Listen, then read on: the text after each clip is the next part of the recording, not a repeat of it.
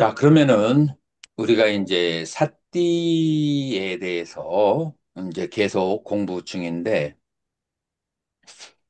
첫 번째로 사띠를 왜 하는가?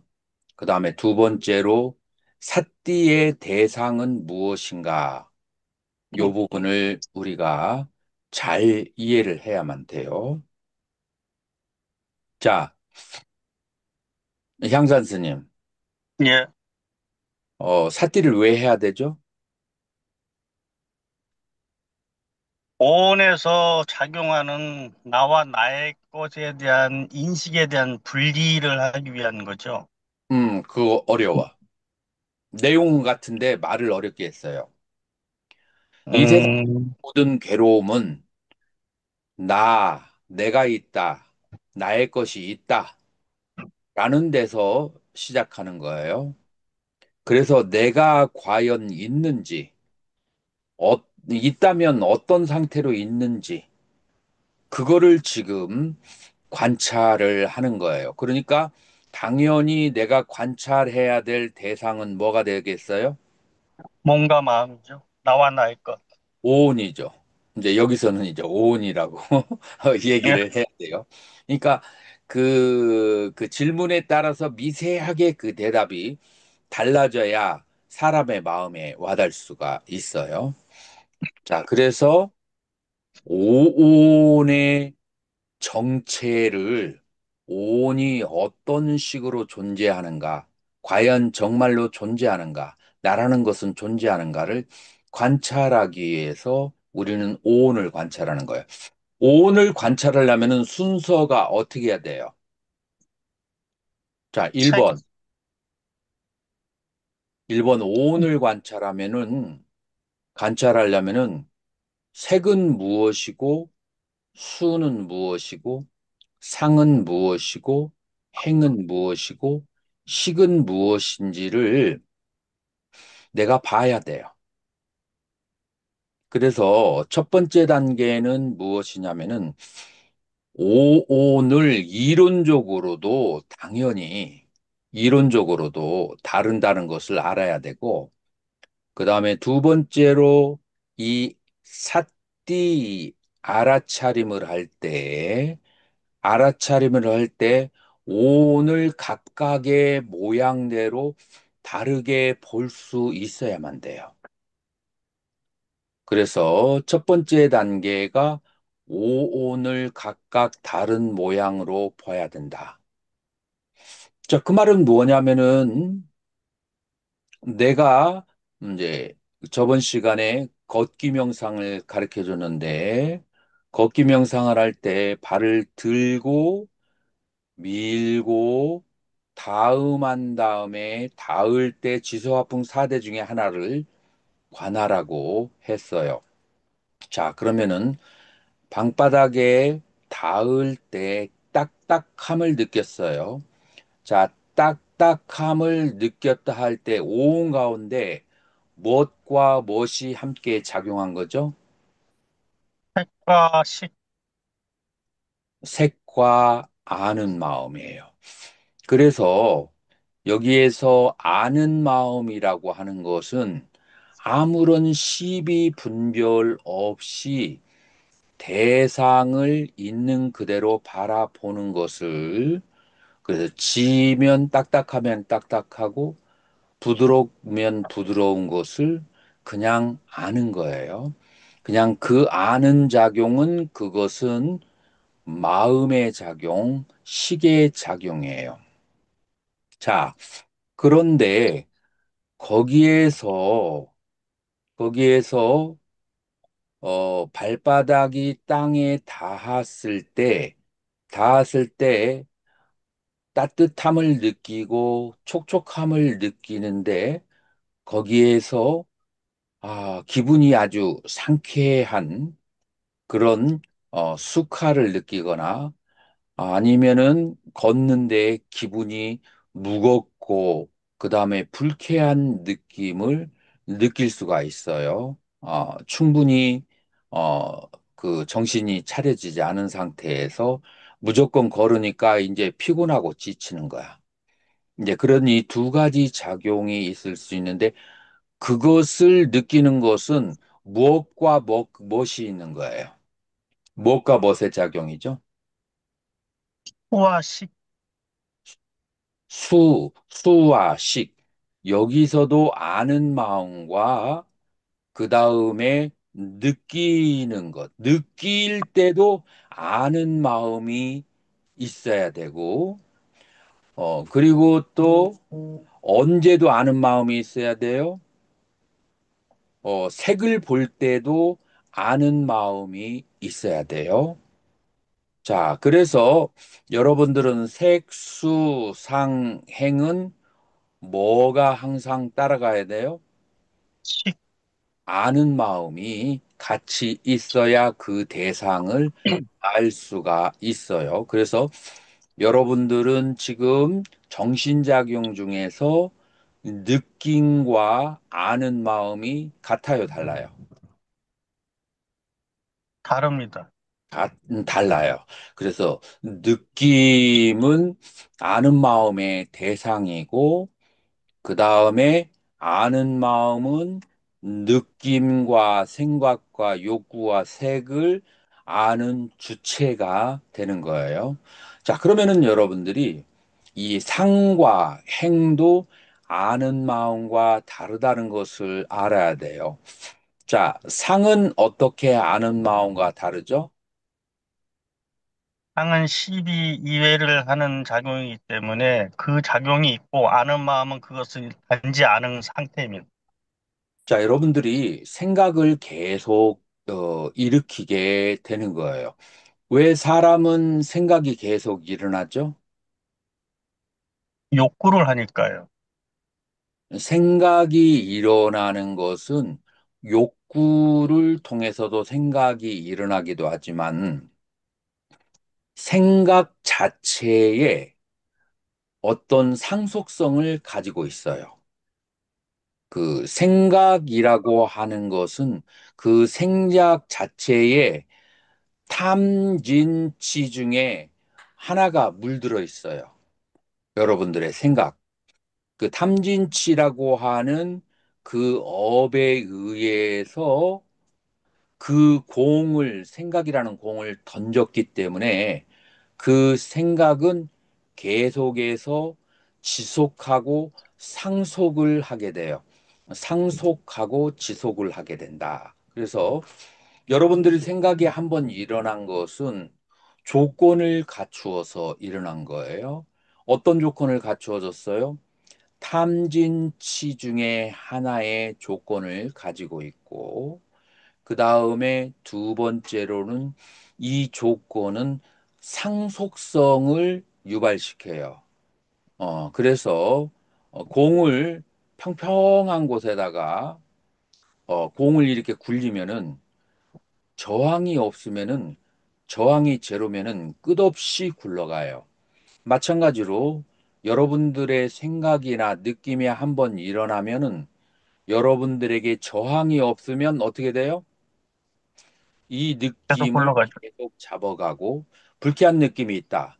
그러면 이것은 여러분들이 영원토록 가지고 가요. 만약에 저항을 하지 않는다면. 그 다음에 어떤 불쾌하거나 유쾌한 생각이 있으면 이것이 이롭고 해롭다라는 생각이 있으면 저항이 없으면 계속해서 끝없이 상속을 하게 돼요. 끝없이 상속을 할 뿐만 아니라 더 부풀려서 앞으로 나가게 돼 있어요. 이것은 욕망도 마찬가지예요. 자, 그래서 느낌과 생각과 욕망은 두 가지의 법칙을 따르는데 조건에 의해서 발생했어. 어떤 조건? 탐심이나 탐진치, 진심이나 치심이나. 그리고 조건에 의해서 발생한 것은 뭐가 없으면 끝없이 상속한다? 저항이 없, 브레이크, 브레이크. 레지스턴스, 저항이 없으면 끝없이 상속을 하게 돼요. 자, 첫 번째 우리가 오늘 관찰할 때는 생각은 생각이라는 것을 쳐다보면 돼요. 이 생각이라는 것을 쳐다보고, 그 다음에 느낌이 느낌인 것을 쳐다보고, 욕구가 욕구인 것을 쳐다보면은, 그러면은 저항작용이 일어났어요, 안 일어났어요? 일어났습니다. 어떻게 일어났죠? 쳐다봤으니까요. 이 인간의 그 마음이라고 하는 것은 찰나생 찰러멸로 1초에 100여 번 정도의 아주 빠르게 생멸을 하고 있으면서 앞으로 진행해 나가는데, 알아차렸을 때, 알아차렸을 때가 50분의 1초 혹은 100분의 1초에 알아차리면 이 수와 상과 행은 상속을 해야 되는데, 그 순간에 알아차림으로 지나갔기 때문에 순간적으로 힘을 잃고 딱 떨어져 버리게 돼요. 그래서 여러분들이 생각이나 어떤 그 불쾌한 느낌, 그것을 지우려고 노력을 하지 않아도, 어떤 욕망을 컨트롤하려고 노력하지 않아도, 그 느낌과 생각과 욕망이 일어났을 때 바로 번개처럼 명료하게 알아차리면, 그러면은 그것은 날개를 잃고 떨어져 나가게 되는 거예요. 이게 이제 저항작용이고 상속성을 이제 잃게 되는 거죠. 그래서 여러분들이 수행을 할 때 첫 번째 그 관심을 가져야 되는 것은, 첫 번째, 오온에 대해서 알아야 돼요. 이것은 색이고 이것은 수, 상, 행, 식으로 알아야 돼요. 그리고 두 번째로는 이것들이 각각의 성격을 알아야 돼요. 수는 느끼는 성격, 상은 분별하는 성격, 행은 욕구하는 성격, 그 다음에 식은 아는 성격을 가지고 있어요. 그래서 이게 처음에는 헷갈리지만, 나중에는 유리병 속에 있는 물고기가 5마리가 이렇게 헤엄쳐 다니는 것을 보듯이, 이 5개를 명료하게 따른 작용으로 알 수가 있게 된다. 이것이 여러분들이 일파사나 명상을 할 때 첫 번째 여러분들이 얻어야 될 그런 이제 능력이에요. 자, 요것을 여러분들이 충분히 알지 못한 상태에서 다음 단계로 나가면은 이제 수행하는 것이 점점 고달프고 힘들어져요. 요 1단계, 이 1단계가 명료하게 여러분들에게 이해가 되어져야 된다. 라고 하는 거예요. 자, 두 번째 단계는, 두 번째 단계는 나마루빠빠짜예요. 정신 상태가 일어나고 그 다음에 물질의 움직임이 있어요. 그래서 정신과 물질의 연기 작용, 연기 작용을 여러분들이 알아야 돼요. 제일 첫 번째 연기 작용은 어디에서 일어나냐면은 여러분들의 의도와 여러분들의 몸의 움직임, 여기에서, 그래서 의도와 그 다음에 몸의 상태에 그런 연기작용이 발생해요. 자, 그래서 이것이 첫 번째 연기작용이고, 두 번째로는 이 의도가 발생하는 데는 수와 상에 의해서, 조건에 의해서 의도가 발생하거나 발생하지 않는 것을 여러분들이 알 수 있게 돼요. 그래서 그 다음 단계는 수상. 한꺼번에 얘기해서 오온이 서로 주고받으면서 생멸하는 것이에요. 여러분들이 1단계에서는 오온을 명료하게 본다면, 오온 안팎에 나라고 하는 것이 존재하지 않는다. 라는 것을 분명하게 알게 되고요. 1단계에서는 여러분들이 2단계에서 오온이 서로 조건이 되어서 생멸하고 조건생, 조건멸하는 것을 보면은 그러면은 무슨 깨달음이 오냐면은 오온의 자성이 없는 것을 알게 돼요. 자, 오온의 자성이 없는 것을 아는 것을 향산 스님 다른 말로 뭐라고 하죠? 오모와, 법공이라고 그래요. 네. 오온무화도 맞아요. 근데 구체적으로 법공이라고 그래요. 자, 그리고 오온이 명료하게 보이면서 내가 그 안팎에도 없다는 것을 알면 그러면은 그걸 뭐를 본다고 그래요? 아공. 음, 법공. 아공. 그래서 1단계에서 오온이 명료하게 갈라지는 것을 보면 오온밖에 내가 없다라는 아공을 깨닫게 되고 그 다음에 오온이 서로 조건생 조건멸하면서 일어나고 사라지는 것을 알게 되면이 아니고 보게 되면 여러분들이 봐야 돼요. 그래서 여러분들이 그렇게 오온이 서로 주고받고 하는 것을 보게 되면 법공을 깨닫는 것이다. 자, 그래서 여러분들이 이빠사나 수행하는 것이 정확하게 이런 식으로 이어져 가게 돼요. 첫 번째, 오온이 각기 분리되어 있다는 것을 계속 보게 하는 훈련을 하게 하는 것이고, 오온이 다 떨어져 있는 것이 보여지게 되면, 그 다음에는 두 번째로 오온 사이가 첫 번째로는 의도를 통해서 물질이 몸이 움직이는 것을 이해를 해야 돼요. 자, 한번 보세요. 여러분들이 숨을 다 내쉬어보세요. 내쉬어보고 그 다음에 들이키지 마세요. 너무 힘들면 들이킴이라고 이름을 붙이고 그 다음에 숨을 들이키세요. 숨을 들이킨 다음에 내쉬지 마세요. 내쉬지 말고 너무 힘들면 내심하고 내쉬세요. 반대로 내쉬고 난 다음에 가만히 있다가 너무 힘들면 숨을 들이킴 하면서 숨을 들이키세요. 그리고 이때에도 가만히 있다가 너무 힘들면 내심 하면서 내쉬세요.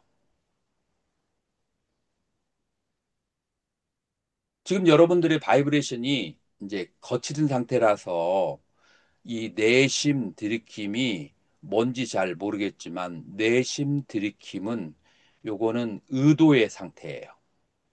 의도가 들이키려고 하는 의도가 있고 숨을 들이키고 내쉬려고 하는 의도가 있고 숨을 내쉬게 되는 거예요.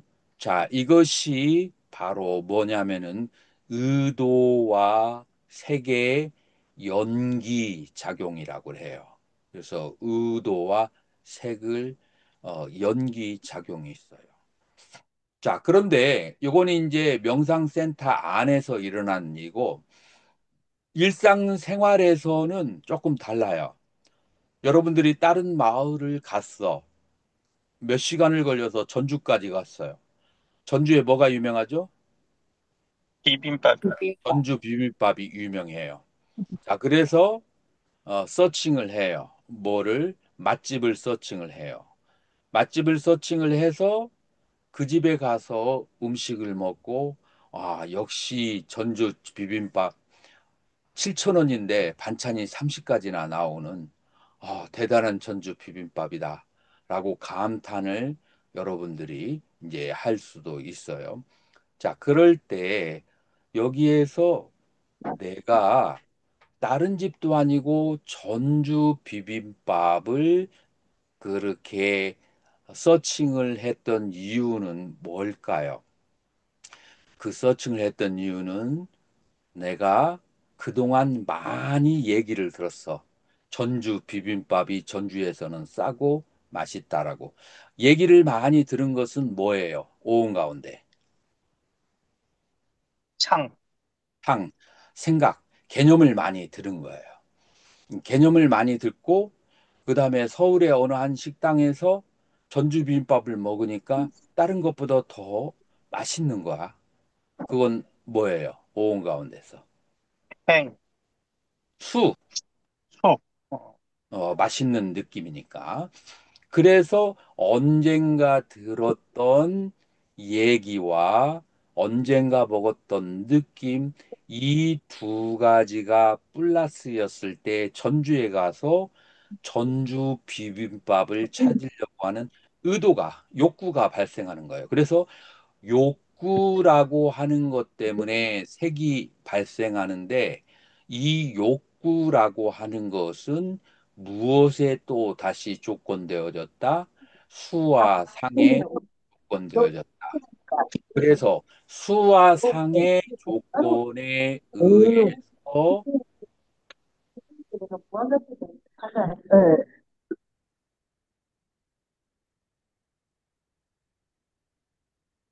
수와 상이라는 조건에 의해서 욕구 혹은 의도가 발생하고 의도라는 조건에 의해서 색이 발생하고 그 와중에 그 모든 것을 다 바라보는 것이 뭐라고요?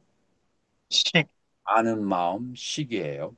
그래서 사원과 식, 마음이 이러한 관계를 가지고 연기 관계를 가지고 있는 것을 그것을 일주일 정도를 계속해서 놓치지 않고 바라볼 실력이 되면은 부처님께서는 깨달음을 일주일 동안을 계속 연결이 되어야 돼요. 그러면은 깨달음을 얻게 되는데 그건 무슨 깨달음을 얻느냐면은 오온이 자성이 없이 조건에 의해서 발생했다. 조건에서 사라지는 이 법공을 보게 되는 거예요. 여러분들이 오온을 각각으로 나누어서 보는 것도 일반적으로 일주일 정도의 집중 수련이 이제 필요하죠. 이제 그렇게 해서 일주일의 집중 수련으로 오온 무와 오온 가운데 나라는 것은 없다. 그 다음에 일주일의 집중 수행으로 오온의 자성이 없다. 법공, 아공 법공을 이렇게 터득하는 것이 이게 이제 초기 불교의 무아에 대한 깨달음이다. 라고 그렇게 말할 수가 있어요.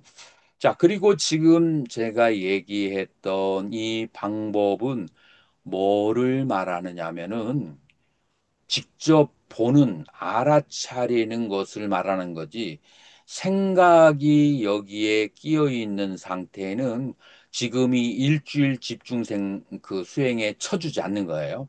그건 이제 그 이전에 준비 상태이고 계속해서 알아차림이 끊어지지 않고 일주일이 가게 되면은 뭔가 몰록하고 깨달음이 오게 된다라고 그렇게 하는 거예요. 그래서 이제 여러분들이 이번 학기는 이 통찰력을 통해서 오온무아와 그 다음에 법무아를 보게 되어서 여러분들의 탐진치 가운데 치, 이 지혜를 통해서 무명을 다스리게 하고 여러분들이 2학기 때는 구사와 천태의 수행에 공부를 하면서 선정론을 집중적으로 배울 거예요.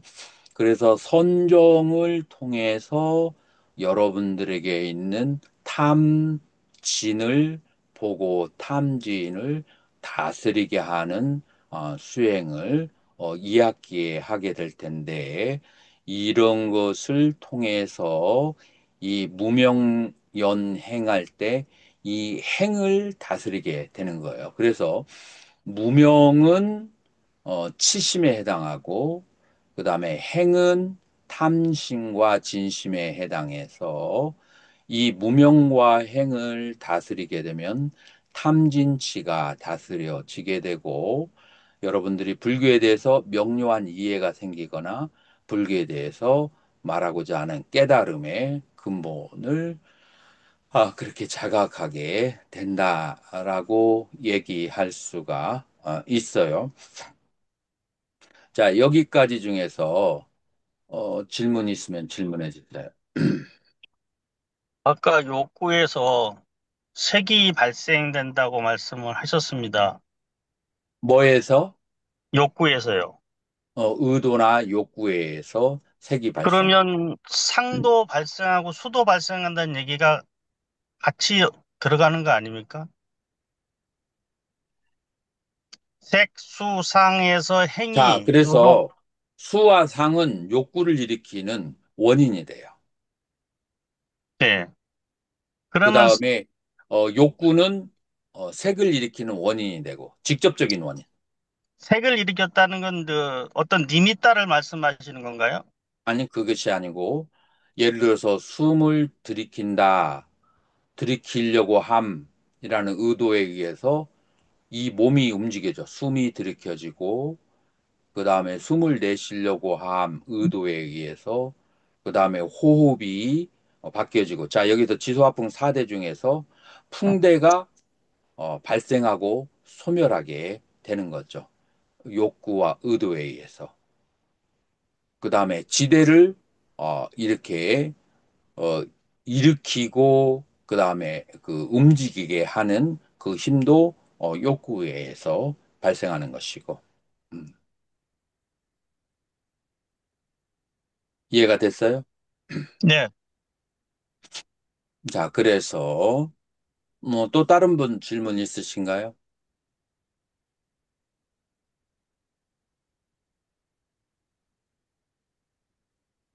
자, 그러면은 이 부분에 대해서 잘 정리가 된 걸로 이해하고 자, 그러면은 두 번째로 넘어가도록 하겠습니다. 자, 우리가 오온이라고 얘기했어요.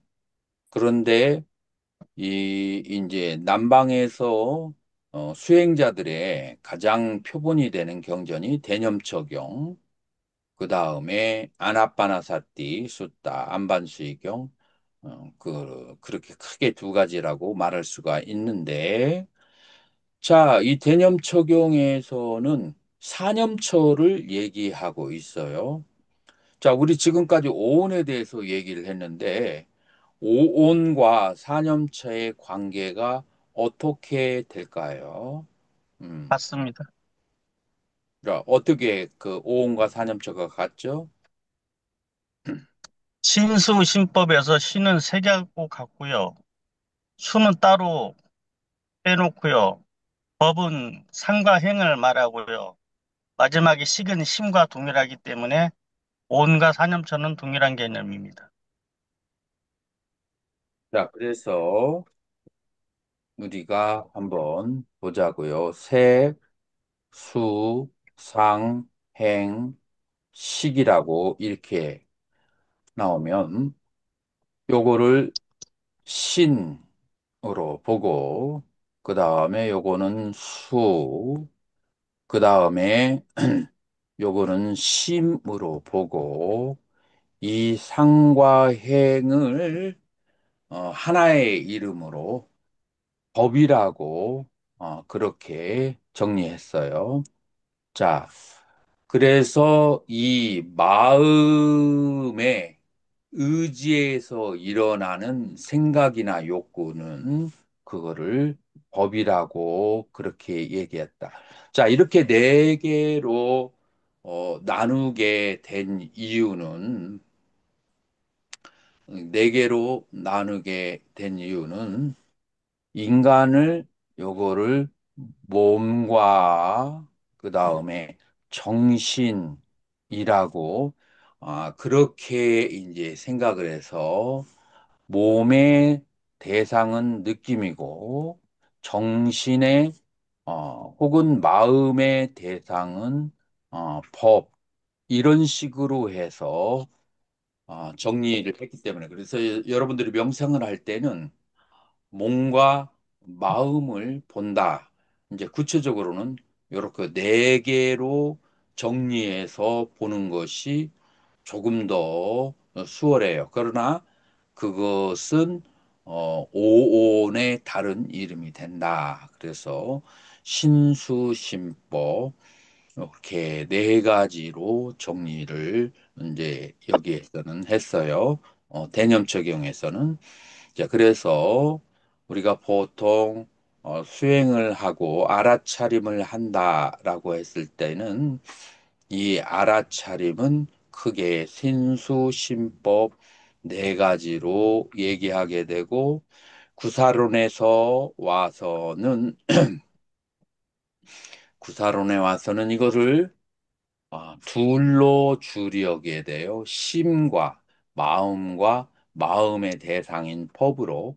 그래서 이 수와 신수도 전부 다 법에 그렇게 정리를 하고 이 구사론의 방법을 천태지자대사는 따라요. 그래서 천태종에서도 심과 법을 관찰하는 것으로 그렇게 정리를 하고 이게 이제 유식으로 와서는 마음을 보는 법으로 다시 줄이고 이게 이제 선종으로 와서까지 심법을 관심일법 총섭체행으로 이런 식으로 점점 세월이 흘러가면서 조금씩 조금씩 그 범위를 줄여 나가면서 이해하고 관찰하기 쉽게 후대의 선사들이 그렇게 정리를 해 놓은 거죠.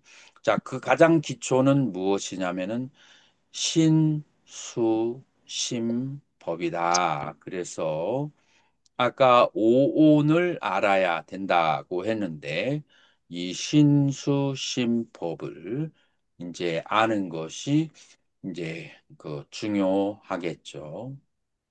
그래서 대념처경의 그 이름이 사띠빠타나 숫다라고 그렇게 얘기를 해요. 그래서 사띠빠타나는 크게 두 가지로 이해할 수 있는데 사띠 플러스 우빠타나라고 할 수 있고 우빠타나라고 하는 것은 establishment, 확립하다. 사띠의 확립, 알아차림의 확립 이런 식으로 얘기할 수가 있어요. 그 다음에 사띠 파타나 하면은 장소라는 뜻이에요. 그래서 장소가 몇 가지가 되죠? 네 가지가 돼요.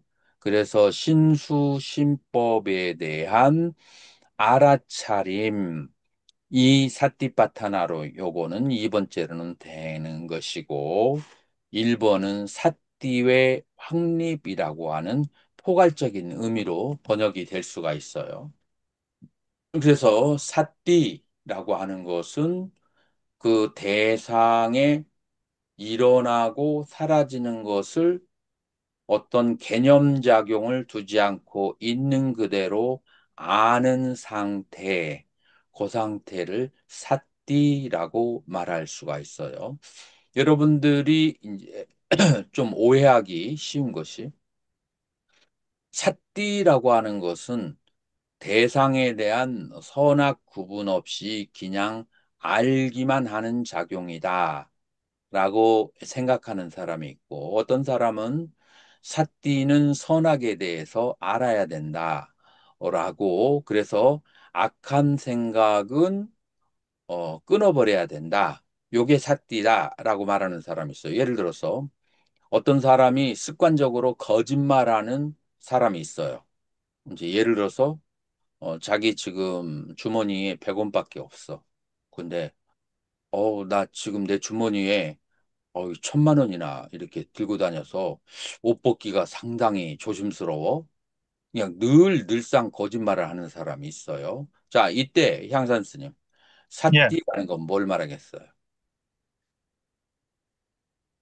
이때는 그냥 알아차림, 자, 만, 그래서 이럴 예, 때는 우리가 상식적으로 생각해 봐도 이런 거짓말하는 것을 알아차려 가지고 그런 속성을 없애버려야 진정한 수행이라고 볼 수가 있겠죠. 그냥 네, 거짓말을 하는데 맹하니 쳐다만 보고 있으면 그걸 삿띠라고 말하기는 그 습관을 고치지 못한다면 그런 삿띠는 어디에 필요하겠어요? 그죠? 이제 이런 예, 생각이 들 수가 있어요. 자, 그래서 삿띠 다음에 항상 같이 따라다니는 말이 삼빠잖냐 라는 말이 따라다녀요. 들어보셨죠? 삼 빠졌냐? 여기 어디 있을 텐데, 삽디 삼 빠졌냐? 여기, 여기에 점, 분명한 요게 삼 빠졌냐? 삼, 빠, 삼 플러스 빠 플러스 자나띠. 이제, 얘 추상명사가 삼 빠졌냐라고 하는데, 음, 빠졌냐, 꿰뚫어 삼, 바르게 꿰뚫어서 알다. 그래서 알아차림의 알의 기능은 보다, 빠싸띠의 기능이 있고, 여기서 쌈 빠졌냐는 그냥 지성적으로 아는 형태를 말하는 거예요. 여기서 지성적으로 알 때 이 산 빠졌냐는 선악도 알게 돼요. 그래서 우리가 칠각지에서 사띠각지에서 택법각지로 넘어갈 때는 이 산 빠졌냐의 기능, 그러니까 이것은 선한지 악한지를 알아서 그래서 그 다음에 세 번째 위리아각지, 그래서 선한 것은 증장시키고 악한 것은 그건 내버리려고 하는 노력각지가 필요한 거죠. 자, 그렇게 해서 세 가지가 다 있어야만 된다. 뭐냐면은 이 삿띠를 할 때 그냥 대상을 어, 알아차리는 삿띠의 기능과 두 번째 어, 이 단마비자야, 이 선악을 선택하는 기능과 세 번째 위리야, 그다음에 그와 같은 과정을 악은 떨어내고 선은 증장시키려고 하는 노력하는 과정, 이 세 개의 과정이 하나로 울타리져 있을 때 우리는 그 다음에 진정한 의미에서의 이제 수행이라고 말할 수가 있는 거예요. 그래서 사띠와 그다음에 담마비자와 법에 대한 선악을 택법하는 것과 그다음에 그 악을 내려놓고 선을 그러니까 여기서 거짓말을 하는 습관을 내려놓고 그 다음에 참말을 하는 노력을 하는 노력각지 이 세 가지가 동시에 일어났을 때 그리고 그것이 충족되어졌을 때 우리는 삐띠와 빠사디 마음의 기쁨과 그 다음에 몸의 경안 가볍고 평화로움 이런 두 가지가 따라왔을 때 그제서야 우리는 수행의 어떤 경지를 얻었다라고 그렇게 말할 수가 있는 거예요. 이제 자 그래서 지금 이제 우리가 얘기하려고 했던 주제는 뭐냐면은 삿띠의 기능이 아무 생각 없이 알아차리기만 하는 것과 그 다음에 어, 알아차린 후에 선악을 구별을 하는 기능이 있는 건가? 어느 것이 바른 사띠인가라고 했을 때는 사띠하는 것이 훈련하는 도중에는 알아차림만 하다가 훈련이 어느 정도 되면 그러면은 알아차린 대상을 택법과 노력이라는 각지로 요리를 해야 된다. 그렇게 진전을 시켜야 되는 거예요. 만약에 여기에서 불교 말고 외단타나 상키아의 수행이 있어요. 요 외단타나 상키아의 수행은 알아차림에서 끝나요. 그래서 이제 우리나라의 전 세계에 베단타나 상키아의 인도 철학의 수행 방법이 서양으로 갔다가 한국으로 오면서 이제 이것만을 강조하는 수행이 있는데 그것은 불교라기보다도 다른 힌두교의 수행법이다. 우리 불교의 수행법은 알아차림 후에 충분히 알아차려진 후에 택법과 그다음에 노력각지로 전향을 해야 된다라고 그렇게 설명할 수 있어요. 이해가 되셨나요? 사티에서요, 음, 음. 알아차리면서 택법으로 갈 때, 이 알아차림 이 상태에서, 초반 상태에서 충분히 교학적 토대가 이루어져야 택법이 뭔지 갈 거 아닙니까, 스님? 교학적 토대가 없을 때더라도 이제 이 정도의 상식, 내가 거짓말을 한다. 아니면은 습관적으로 모기와 파리와 생명들을 개미들을 막 그냥 그 약을 쳐서 죽인다. 이런 것은 교학적인 토대가 강하지 않아도 일반적으로 사람들이 알 수 있지 않을까요? 선법, 불선법 정도 말씀하시는 거예요. 희박 그렇죠. 정도. 그냥 가벼운 정도로.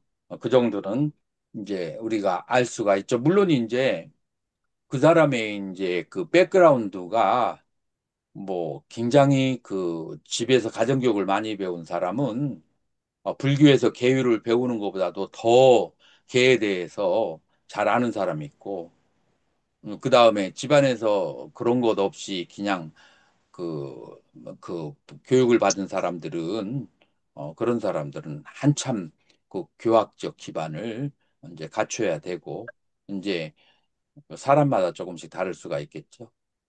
예. 자, 그래서 지금은 무엇에 대해서 알아차림과 알아차림에 대한 대상에 대한 선악을 구별하는 거에 대해서 이제 정리를 이제 했어요. 자, 그러면 이제 본격적으로 우리는 사념처에 바로 들어가도록 하겠어요. 그래서 몸, 그 다음에 이 대념 적용의 그 순서가 어떻게 됐냐면은 이제 신, 수, 심, 법 이러한 순서로 이루어졌거든요. 우리가 그 주제를 넘어가기 전에 휴식하고 두 번째 주제로 넘어가도록 하겠습니다. 자, 3시에 만나도록 하겠습니다.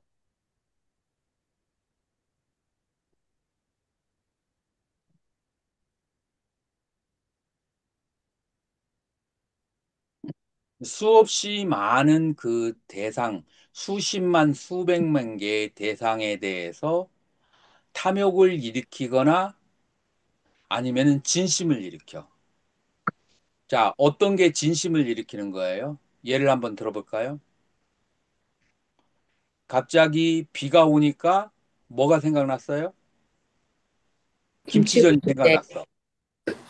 그래서 야, 우리 스님 김치전을 좋아하시는가 보다 하고 30일을 내리 김치전을 하게 되면은 그러면은 그 30일 동안 내리 김치전을 먹으면서 무슨 마음이 떠올라요?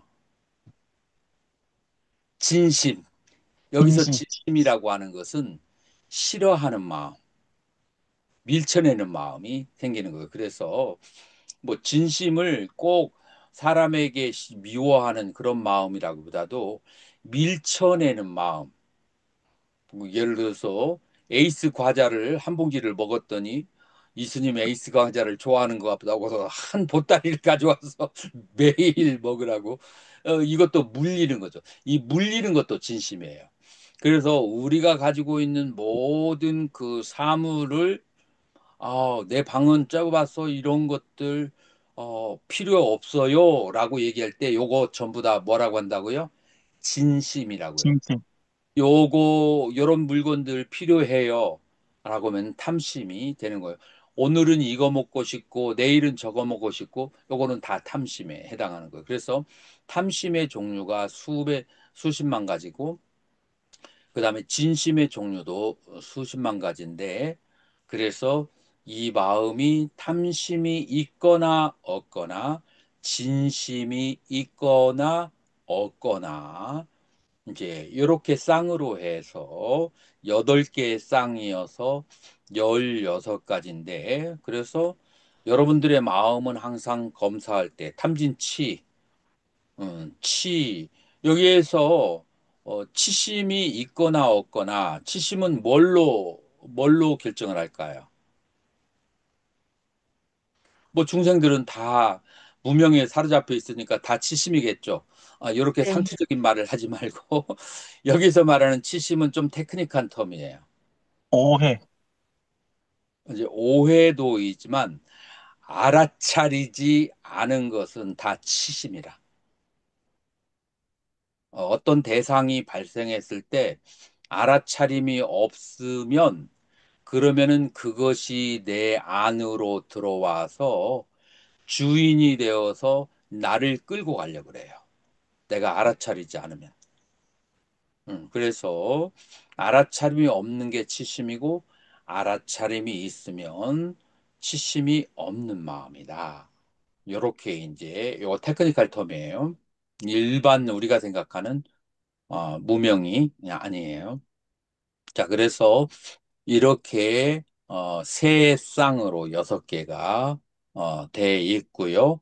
자, 요거는 주로 어디에서 발생하는 거예요? 무슨 세계에서? 요게 요게. 요게 다음에 우리 불교에서는 무슨 세계가 있죠? 새끼 무새끼. 색계와 무색계가 있어요. 그래서 그 다음에는 그래 요계는 이 세쌍으로 딱 정리를 하고 그 다음에 우리가 선정을 닦을 때 그 다음에 색계에 그 관련되는 것을 우리는 이제 3번부터 색계 무색계가 3번부터 4번부터 7번까지예요. 자, 4번하고 이제 4번은 이제 어떤 마음이에요?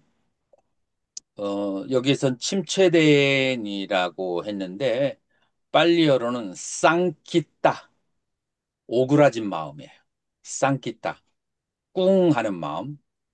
그 다음에 이제 산만한 마음, 이제 들뜬 마음.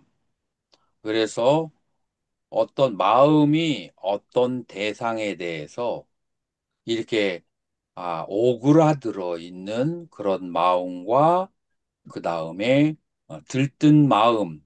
자, 여기서 오그라들었다는 것은 어디에 오그라들었어요? 과거의 생각에. 과거의 생각에 그냥 거기에 박혀 있어요. 여러분들 정신병 들은 사람 본 적 있나요? 네. 정신병 들은 사람들은 주로 과거의 어떤 특정한 시점에 계속 거기에 빠져 있어요. 네, 그런 상태를 뭐라 그래요? 침체된 마음이라고, 쌍키타라고 하고, 그 다음에 여러분들 산만한 사람 봤나요? 애들 네. 중에서 가만히 있지 못하고 산만하게 여기저기를 계속 부산하게 다니면서 고장내고 실수하는 그런 사람이 있어요. 마음의 안정이 안 돼 있어요. 자, 그래서 그걸 우당탕해서 우다차라 그래. 그다음에 침체된 마음은 쌍키타, 좁아진 마음. 이제 요렇게 그러고서 요것은 네 번째인데 이것은 선정에 들어가는 것을 방해하는 그런 마음이에요. 네 번째도. 다섯 번째로 이제 선정 수행으로서 이제 커진 마음이 있고 커지지 않은 마음이 있어요. 그래서 커진 마음이라고 하는 것은 그것은 색계의 마음이고 그 다음에 선정 수행을 닦지 않아서 과거에 머무르고 있을 때 그것은 커지지 않은 마음이라고 얘기해요. 그래서 과거나 미래에 머물러 있으면은 마음이 넓어지지 않아요. 그러나 지금 현재의 상태에서 마음을 집중을 하면은 마음이 아주 커지게 된다. 여러분들 한번 일주일만 수행을 집중적으로 해보시면 알아차림이 뚜렷하면은 멘탈 파워가 굉장히 강해요. 근데 알아차림이 없으면 멘탈 파워가 굉장히 약해져요. 그래서 여러분들이 이 알아차림을 얻는 테크닉을 익혀야 멘탈 파워가 이제 생긴다라고 해서 그것은 다섯 번째의 이제 마음이에요. 자, 그래서 향상된 마음은 무색계의 마음이고 향상이 안 된 것은 이제 그 색계의 마음이라고 한 것이고요. 그 다음에 7번은 그 선정에 의해서 집중되거나 집중이 안 된 마음. 그 다음에 여덟 번째는 선정 수행에 의해서 번뇌가 없어진 상태와 그 다음에 아직 번뇌가 닦여져 나가는 상태. 자, 이런 식으로 해서 16가지로 그렇게 구분을 했어요. 자, 요거를 지금 이렇게만 이해하면 여러분들이 뭐를 말하는지 잘 모를 거예요. 이 16개의 마음은 뭐냐면은 사로바찌따, 사도사찌따.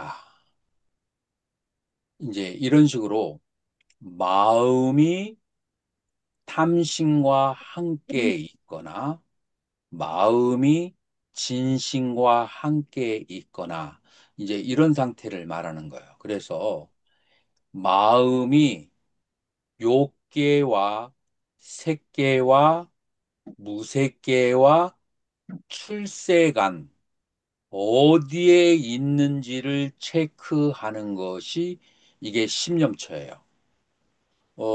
기양 선생님 이게 이해가 가는가요? 라프하게 내가 내 마음이 지금 욕계가 있는지 색계가 있는지 무색계가 있는지 아니면은 출세간에 가 있는지 알 수 있어요, 없어요? 알 수 있습니다. 알 수 있어요? 예. 그래요? 지금 스님은 어디 있는데? 지금은 요게 있습니다. 지금 욕계에 있어요? 예.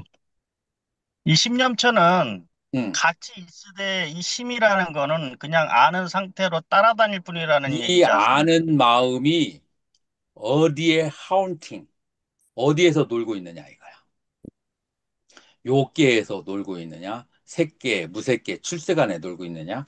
이제 요것을 이제 아주 그 라프하게 아는 것이 심념처가 되는 거예요. 그래서 주는 마음이에요. 내 마음이 어디에 가 있는가를 아는데 이 마음은 기본적으로 욕계, 색계, 무색계, 출세간 이 크게 네 가지 중에 하나가 있다. 색계와 출세간의 차이점을 색계와 출세간의 차이 민우스님 한번 대답해 볼래요? 색계와 출세간의 차이점. 그거 스피커 키고. 음, 님 잘 모르겠습니다. 너무 부끄러워지 바로 잘 알면서. 네, 우리 민우스님이 이번에 비쿠보디스님의 인더 무다스 워드라는 책을 번역을 아주 예쁘게 잘 그렇게 출판을 했어요. 실력이 있으면서 겸손을 지금 떨고 있어요. 어, 서효 스님이 한번 대답해 볼래요? 장산 스님은 알 것 같고. 색계와 출세 간의 차이점. 교수님 왔다 가셨 색계와 출세 간의 차이점.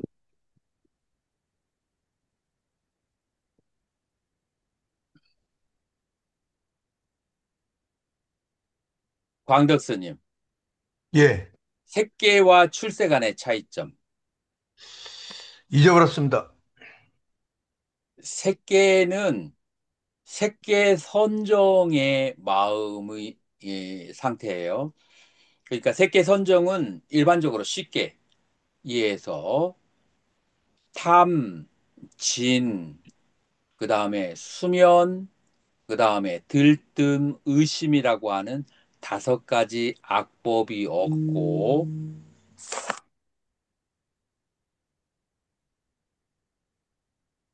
다섯 가지 악법이 없고, 심, 사, 희, 락, 일념. 그래서 하나의 명상 대상에 대해서 일으키고 지속되는 그런 집중이 있고 거기에서 마음의 기쁨과 그 다음에 몸의 즐거움과 일념 집중 이 다섯 가지가 돼 있으면 초선이라고 그래요. 자, 요까지는 초선이고 출세관이 아니에요. 저기 향산 스님. 자, 예. 그러면 출세관이 되려면 뭐가 더 있어야 돼요? 출세관이 되려면은 초선에서 선정으로 더 향상이 되면서 심사, 실학에서 정만 남은 상태에서요. 거기서 완전히 물론 뭐 오온무화부터 해서 법공까지 가겠지만은 아는 마음까지 알려진 그 시까지 소멸한 상태. 아니야, 출세관이라면 그렇게 뭐 어렵게 얘기하면 안 돼. 간단하게 얘기를 해야 돼. 삼진치가 그러면 소멸된 상태, 사람들이 출세관을 무섭게 생각해. 두려워해. 삼진치가 소멸된 상태입니다. 아라한의 상태. 아니야. 그것도 너무 어려워. 자, 이 초선의 상태에서 이제 본산매에 들었으면 나와서 온을 관을 해서 온 어디에도 내가 없다라는 것을 깨달으면 그러면 이건 출세간의 초선이라고 그래요. 예. 그래서 이 초선 그 선정의 상태와 그 다음에 출세간의 상태는 그 선정의 상태 곱하기 오온 무아를 알면은 출세간의 초선, 출세간의 이선이라고 하고 만약에 오온 무아를 깨닫지 못하고 그냥 그 다섯 가지의 그 장애법을 다스리고 다섯 가지의 그 선정법을 익혔으면은 그러면은 그것은 세간의 색계의 선이라고 그렇게 하는 거예요. 그래서 색계의 선과 출세간의 선이 얘기됐으면 그러면은 욕계선도 말해야 되겠죠? 욕계선이라고 하는 것은 다섯 가지 장애가 뿌리 뽑혀지지 않았는데 어떤 명상 대상을 가지고 순간적으로 집중해서 몸과 마음의 희열을 느낀다. 오장이 다스려지지 않은 상태에서 이제 그러면은 그것을 뭐라고 하느냐 하면은 욕계선이다라고 얘기하죠. 중독된 요즘에 상태 아닙니까? 응? 중독된 상태 아닙니까? 그거는. 그래서 욕개선이라고 그렇게 얘기하고 그래서 요즘에 총문에서 얘기하는 그, 그, 그 이름이 뭐죠? 선명상. 선명상. 이게 명상 이 선은 기본적으로 정확하게 따지자면 출세관이에요. 그런데 과거에 많은 스님들이 책을 쓰실 때 세간 그 색계선을 얘기했거든요. 그래서 확장해서 색계선, 출세간선까지를 선이라고 한다면, 정확하게 말하면 출세간선만 선이에요. 그리고 욕계 그 명상이라고 하는 것은 욕계에서도 할 수 있고 모든 전체에 아울러서 할 수 있는 게 명상이다. 이제 특히 욕계에서 할 수 있는 게 명상이다. 그렇게 이해를 하시면 되죠. 자, 그렇게 해서 십념처는 무엇인가 하면은 이 10년처는 내 마음이 어느 쪽으로 향해 있는가. 자, 이것을 아짜라 고짜라라고 하는데 내 마음이 욕계, 색계, 무색계, 출세간 어디에 있는가 하는 것을 아는 것이 바로 십념처다. 이해가 되셨나요? 이 예. 십념처에서 질문 있으면 질문 받겠습니다.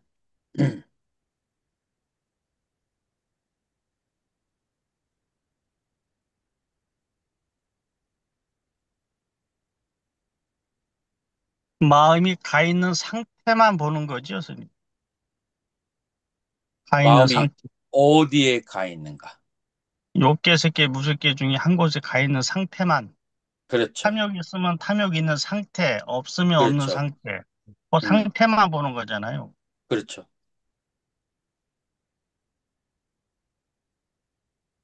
자, 그 다음에 십년처 다음에 이제 수념처, 느낌에 대해서 이제 우리가 알아차려야 되는데, 느낌의 종류는 크게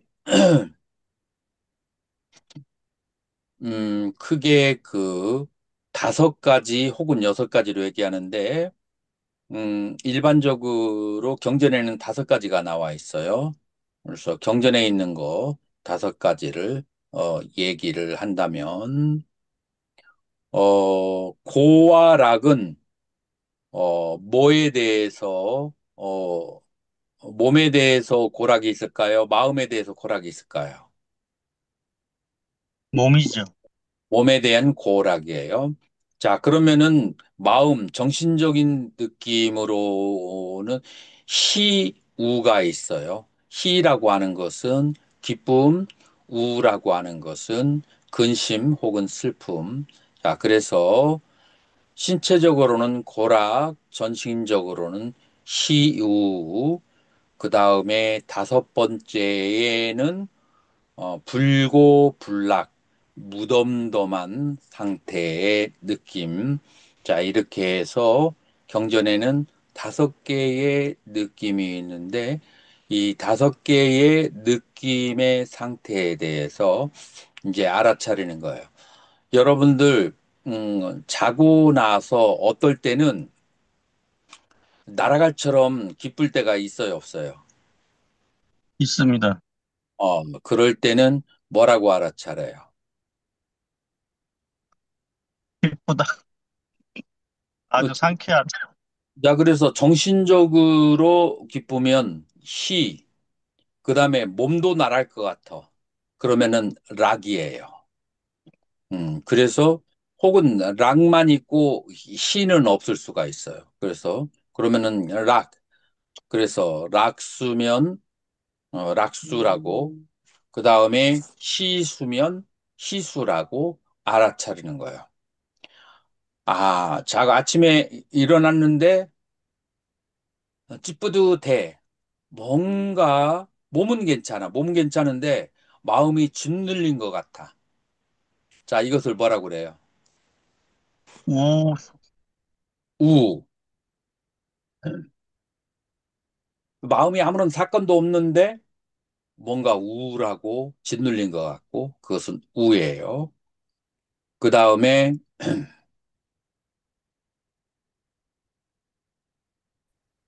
마음이 뭔가 기대감에 의해서 오늘 뭐 어디 좋은 데를 간다거나 누구 좋은 사람을 만나러 간다고 했을 때 그때는 마음이 어떤 상태가 돼요? 희, 기쁜 상태가 되죠.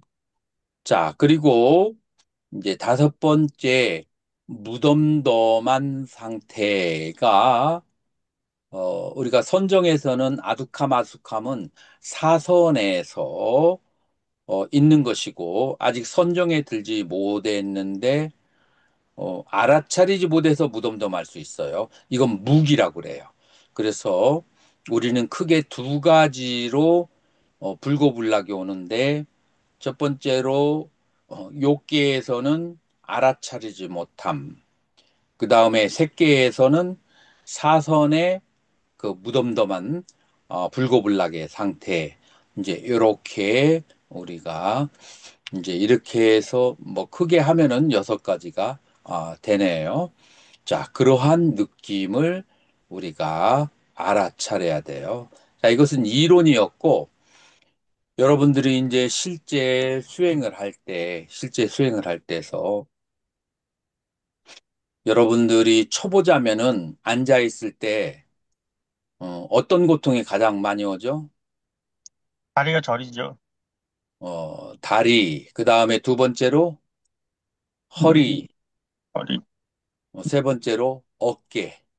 이제 이런 식으로 몸의 불편함이 오는 것은, 그것은 통증, 이제 통증이라고 이제 알아차리는 거예요. 자, 그런데 한 30분, 1시간 있으면서 마음이 대상에 잘 집중이 됐고 고요하면은 몸 안에서 환희심이 일어나게 돼요. 그러면 그걸 뭐라고 그랬죠? 삐띠. 그래서 정신적인 기쁨이에요. 삐. 삐띠라고도 하고. 자, 그런데 정신적인 기쁨 다음에 몸이 그냥 새틀처럼 날아갈 것 같아. 자, 그럼 이 상태는 어떤 거예요? 파. 슈카락이라고 그렇게 얘기하죠. 자, 그래서 육체적인 통증과 그 다음에 심리적인 통증. 이반 스님하고 같이 앉았는데 이반 스님이 이번 명상 끝나고 화장실로 와. 라는 말을 들었어요. 그러면 마음이 기뻐요? 아니면은 기쁘지 않아요? 기쁘지 않지요. 근심이 있죠. 이제 네. 이런 근심은 이제 바로 고라키 할 때 근심이라고 하죠. 그래서 그러한 느낌이 있는 것을 알아차려야 된다. 그래서 만약에 이 느낌들을 알아차리지 못하면 어떤 현상이 생길까요? 빨려 들어가죠. 느낌을 알아차리지 못하면 예를 들어서 좋은 느낌이 왔어요. 왔는데 그 느낌을 위해서 다음날 앉았는데 하루 종일 해도 그 느낌이 오지 않는 거야. 좋은 느낌이. 이제 그러면은 더 갈증이 생겨요. 그리고 그거 뭔가를 바라게 되면은 그것 때문에 오히려 집중이 안 돼요. 자, 그래서 좋은 느낌이 오면 가래가 이제 생기고 그 다음에 싫은 느낌이 오면은 그러면은 다음 시간에 무릎이 아프니까 앉았을 때 어떤 생각이 일어날까요? 분노심, 진심이 올라오죠. 짜증나고. 싫어하는 마음이 야, 이거 이번 시간은 안 하고 그냥 좀 쉬고 싶은데 이제 이런 생각이 들 수가 있어요. 싫어하는 마음이 생기게 되죠.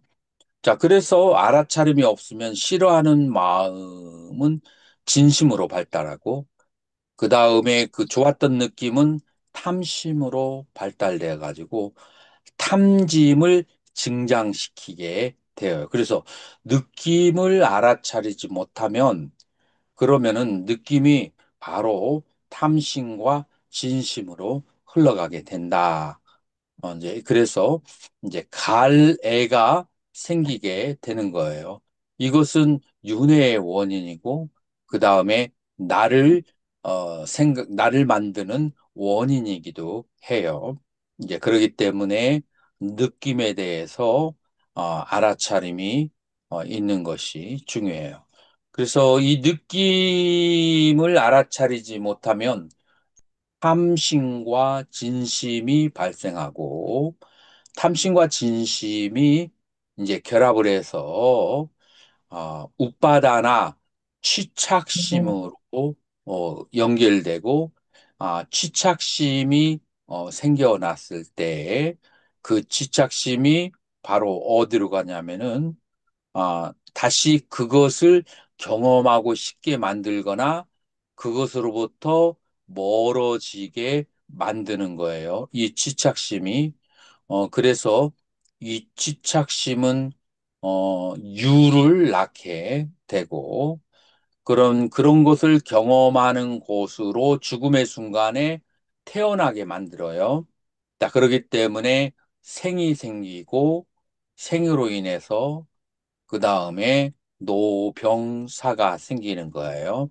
자, 그래서 우리는 그 윤회의 그 원인이 바로 내가 좋아하는 것을 계속해서 반복하고 싶어 하고, 그 다음에 반복하지 못하게 하는 것으로 집착심이 생겨서 그것으로 가는 것, 그것으로 가는 것이요. 예를 들어서, 어, 어, 이성을 만나기를 좋아하고 춤추기를 좋아하는 사람은 밤에 어디로 갈까요? 아, 빨리. 카바레. 아이, 나이가 들었군. 카바레라고 하는 거죠. 젊은 사람들이 가는 곳은 뭐 클럽이라고 이제 그렇게 하죠. 그 클럽으로 가는 것을 바바라고 이제 그렇게 한다면 거기를 가고 싶은 이유가 바로 우빠다나 집착 때문에 그런 거예요. 어떠한 집착이 있느냐? 거기에 가면은 내가 여러 가지 좋은 느낌을 즐길 수가 있기 때문에 거기로 가는 것이고, 그 다음에 그 그 취착심은 무엇 때문에 생겨나냐면은 바로 감각적 좋은 느낌을 그것을 취하려고 하고 싫은 느낌을 멀어지게 하려고 하는 그와 같은 것 때문에 가는 거예요. 만약에 감각적 본능에 충실하지 않는다면은 그렇다면은 우리가 카바레나 클럽을 가는 대신 이제 우리 스님들이야 그럴 일이 없지만 일반 사람들은 이제 그런 데를 가는 대신에 이제 콘서트가 있는 이제 클래식 그 연주회가 있는데 그런 데로 가겠죠. 이제 그것도 또 하나의 취착심이 되게 되는 거예요. 자, 그래서 우리가 좋아하고 싫어하는 마음을 그냥 놔둬버리면 알아차리지 못하면 그것이 가래로 발생하고 가래가 취착으로 발생하고 취착이 바로 그러한 장소에 가 있게 하고 그러한 장소에 가 있게 해서 태어남이 발생한다. 자, 그래서 웃바다나 취착이라고 하는 것이 크게 네 가지의 취착심이 있다라고 했어요. 네 가지가 뭐죠? 욕치, 아치, 견치, 개금치. 욕치, 견치, 아치, 개금치견이라고 하는 거예요. 예를 들어서 내가 시큼한 음식을 좋아하고 그 다음에 바다에서 나는 해초류를 좋아해요. 이제 그러면은 어떠한 욕취가 생기냐면은 식단에 그 해파리나 뭐 그런 것으로 만든 식초를 좀 넣고 무를 아주 얇게 썰어가지고 만든 음식이 나오면은 그러면 굉장히 좋아하게 되죠. 이것을 욕취, 그래서 욕취라고 해요. 그 욕취가 어디서 생겼냐면은 시큼한 음식을 좋아하고 그 다음에 해초류를 좋아해서 가래 때문에 생기는 거예요. 자, 그러면은 견취는 무엇인가? 자, 양산 선생님, 견취가 뭐죠? 견해지요. 나라고 어떤 하는 견해도 있고, 나라는 십이분별, 견해는 아치고, 네, 십이분별의 견해입니다. 그렇죠. 이제 이것은 옳다, 이것은 그르다라고 하는 견해예요. 예를 들어서 우크라이나하고 러시아가 싸우는데 스님은 어떤 견해를 가지고 있어요? 누가 잘했고 누가 잘못했어요? 잘 안 봅니다, 거기는. 의도를 그렇게 이해를 못해요. 자, 둘 다 줬으면 좋겠어. 자, 여기에서 어떤 사람은 우크라이나가 정당하다. 왜냐하면 러시아가 침공을 했으니까. 라고 하는 견해를 가진 사람이 있어요. 그래서 우리나라가 우크라이나를 도와줘야 된다. 라고 하는 견해를 가지고 있는 사람이 있고, 어떤 사람은 우크라이나, 러시아나 우리 남북 전쟁할 때 둘 다, 우리 그 우크라이나, 러시아가 그 당시에는 소비에트 연방이면서 북한에게 엄청난 포탄과 군사 지원을 해가지고 우리나라를 망하게 한 곳인데, 누가 저기 하던 그 마찬가지다. 라고 생각을 하거나 혹은 소련을 깨트려 버리고 러시아로 남을 때 나토 동맹을 파기하기로 했는데 아직까지도 나토를 그렇게 남겨두고 통진을 했기 때문에 어쩔 수 없이 러시아는 싸울 수밖에 없었다라고 하는 견해를 가진 사람이 있을 수가 있어요. 그래서 어떤 사람 이런 견해를 가지게 되면은 그러면은 가정의 그 식구들이라 할지라도 서로가 논쟁을 하면서 싸우게 그렇게 될 수가 있어요. 자, 이런 이제 양견해를 가지고 있을 때 인생에 살면서 이렇게 서로 다른 견해를 가진 경우가 많이 생기거든요. 자, 이럴 때 어떻게 해야 돼요? 알아차려야 됩니다. 그리고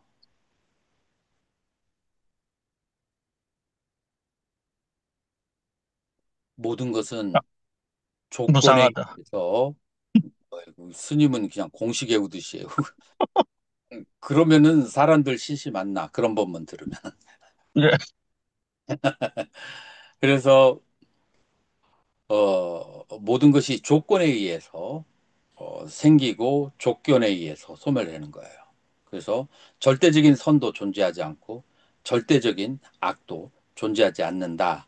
라고 알아차리면서 양쪽이 무엇 때문에 그와 같은 입장을 표명하고 있는지를 쌈 빠지 않나 이해를 해주는 데서 그쳐야 돼요. 그 정도에서 선에서 그쳐야 되지. 이 사바세계에서 자기의 견해를 굵직하게 크게 내세울 만한 것은 존재하지 않는다. 조건생, 조건멸이다. 라고 이제 그렇게 봐줘야 되죠. 그래서 모든 그 견해, 이것은 옳다. 라고 그렇게 하는 견해. 어떤 신도님들이 이제 절에 오셨어. 이제 절에 오셨는데 절에 있는 물건들이 너무 지저분한 게 많은가 봐. 그 중에서 내가 20년 동안 25년 동안 아껴오던 한 네다섯 개의 플라스틱 만드는 그 그릇이 있는데 보통 플라스틱이 아니고 본 도자기로 만든 그런 플라스틱이에요. 이게 내가 스리랑카에서 공부할 때 아주 그냥 물만 닿으면 플라스틱 냄새가 나는 아주 싸구려로 살고 있는데 그 당시에 보현정사의 스님이 내가 너무 그릇이 잘 안 좋은 것으로 먹는 걸 보고 그것을 나한테 주어서 몇십 년 동안 그걸 사용하고 있는데 내가 없는 사이에 신도님들이 이것을 쓰레기통에다가 버려버렸어. 갔다 와 보니까 내가 애용하던 그 그릇이 사라진 거예요. 그래서 내가 오라고 해서 오면서 그거에 대해서 이번 초파일 때 왔어요. 그래가지고 그걸 얘기를 했어요. 이거를 최소한 나하고 상의를 해서 없애거나 아니면은 마지막 결정을 나에게 주는 것이 합당하고 옳다. 이제 불교의 교리송에서 불여이치, 남이 주지 않은 것은 그것은 취하면 안 된다. 그러니까 주지 않은 것은 버려서도 안 되는 거죠. 남의 것을. 이렇게 얘기를 했어. 그랬더니 그 신도님이 신심이 좋은 분이고 나에게 보시도 많이 해줬던 내가 은혜를 많이 입은 분인데 얄짤없이 플라스틱은 다음부터도 내 플라스틱에 눈에 보이면은 스님에게 얘기 않고 싹 버리겠다고. 그래서 그 카페트 같은 것도 플라스틱으로는 다 버려야 된다라고. 그래서 플라스틱 혐오론이라는 견취를 가지고 있더라고. 이 플라스틱은 인간의 그 건강에 해롭다. 그렇기 때문에 입으로 들어가는 거, 방에 까는 것, 그 다음에 뭐 그릇, 모든 플라스틱은 다 버려야 된다. 라고 하는 강한 견해를 가지고 있더라고요. 여러분들 어떻게 생각하세요? 어느 게 옳다고 생각하세요? 주인에게 물어봐서 그래서 버리도록 권유를 하는 것과 이것은 그 스님에게 아주 해로운 것이니까 물어볼 필요도 없이 그냥 보이는 대로 작작 다 버려야겠다. 어느 게 더 나아요? 주인한테 허락을 해야죠. 버리려도. 근데 이 버리는 분은 나한테 얘기해봤자 이걸 안 버릴 거라고 생각하니까 나의 건강을 위해서 내가 모르는 상태에서 버려버린 거야. 이게 건강을 위해서 했다는 그 견해가 응, 그 응. 타당성이 된다고 본인은 생각하는데, 그래도 주인한테 허락을 득하고 여부를 따진 다음에 실천을 해야 되지 않는가. 요게 사람마다가 견해가 신도님들이 여럿 있었는데 반반으로 갈리더라고. 스님의 건강을 생각해서 다 버려줘야 된다. 그 다음에 아니다. 주인에게 허락을 받아야 된다. 자, 이 모든 것들이 다 뭐예요? 견치. 경치. 이것이 옳다라고 생각하기 때문에 오는 견해예요. 그래서 이 세상을 살아가면서 모든 것은 조건생 조건멸이기 때문에 그 어느 것도 객관적으로 인디펜던트하게 옳다라고 말할 수 있는 것은 존재하지 않아요. 그래서 조건 속에서 가장 중요한 것은 뭐냐면은 타인의 인격을 존중하는 것. 무엇이 옳으냐를 떠나서 타인을 인격적으로 존중해 주는 거.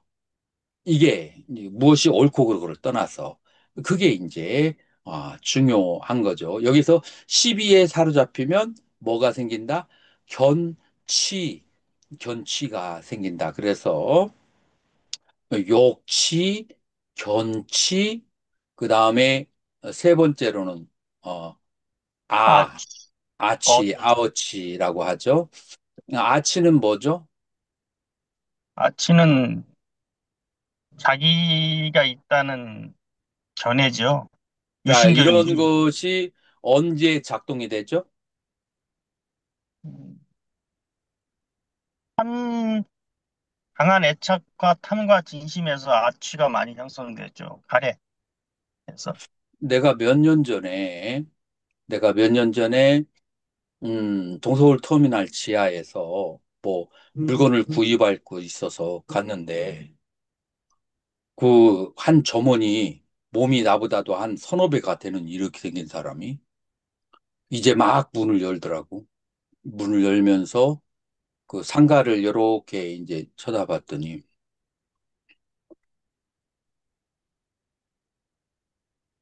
무슨 일로 오셨어요?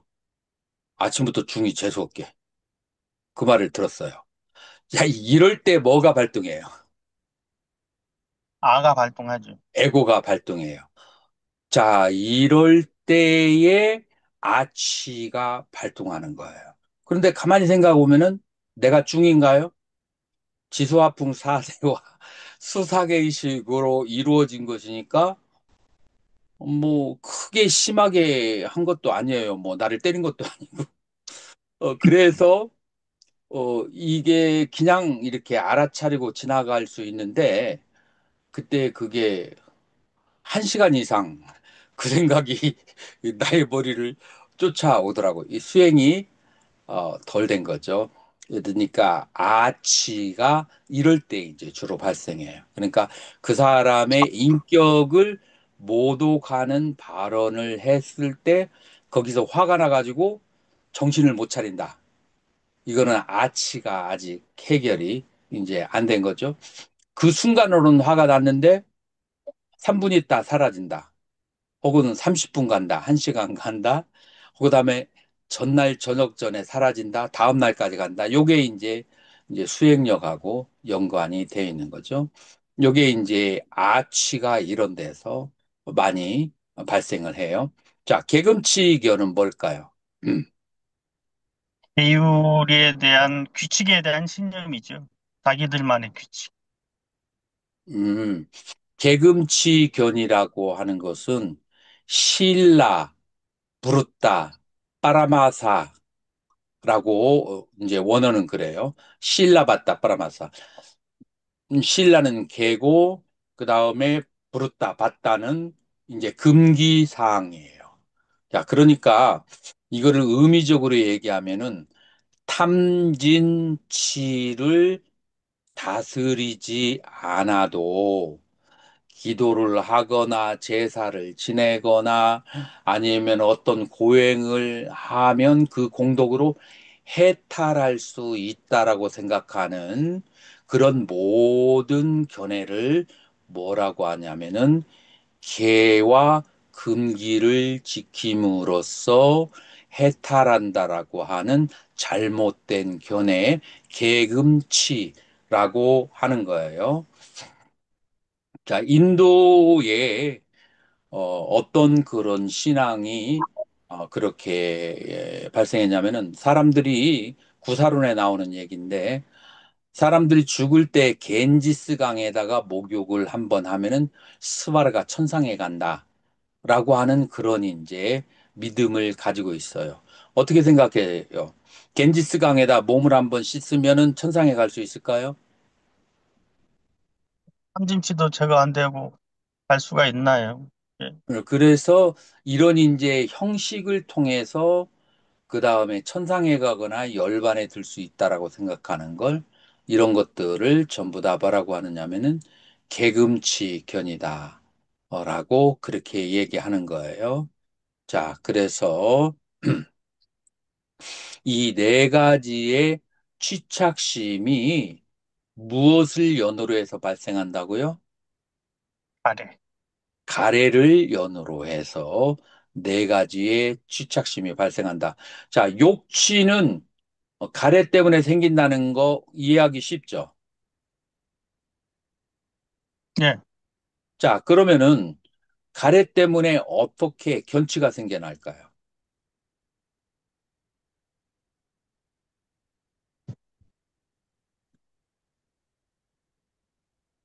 입이 분별을 하는 거죠. 시비 분별을 하고 이것을 옳다라고 끌어당기는 것. 이것도 참. 가래에 애착에 해당하는 거죠. 자, 이것은 옳지 않아. 라고 생각하는 것도 애착에 해당해요. 애착이 그래서 플러스 애착이 있고 마이너스 애착이 있어요. 그래서 둘 다 애착, 가래에 속하는 거죠.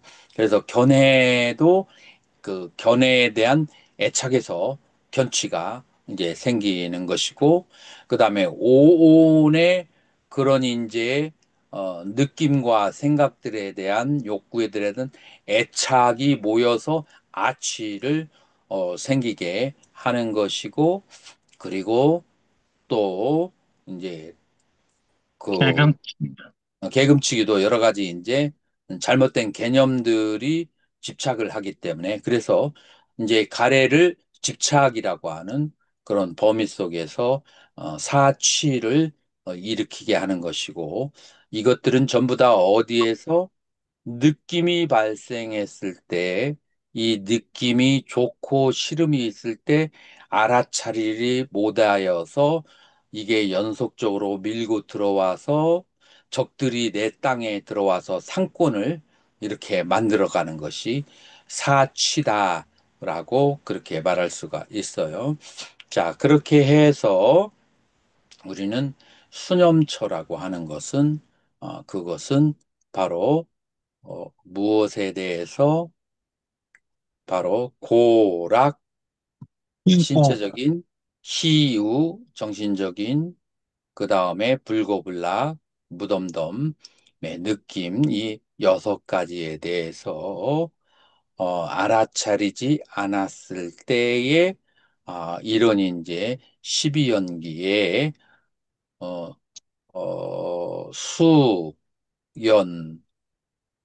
유기연촉, 촉연수, 수연의 애연치, 치연우, 유연생, 생연, 생연노병사라고 하는 이제 그런 연기의 과정이 흘러간다. 라고 하는 거예요. 자, 그래서 이제 이 부분을 집중적으로 수행하는 수념처를 수행하는 그 학파가 바로 고행카 명상, 우바킹 박사의 제자 고행카 명상이라고 이제 할 수가 있죠. 자, 그러면 오늘은 색, 심, 수, 요 세 가지에 대해서 여러분들이 공부를 하셨고요. 나머지는 여러분들 그 대념 적용 보내신 거 예스 해 오시면 다음 시간에 공부를 하도록 하겠습니다. 질문 있으면 질문 받겠습니다.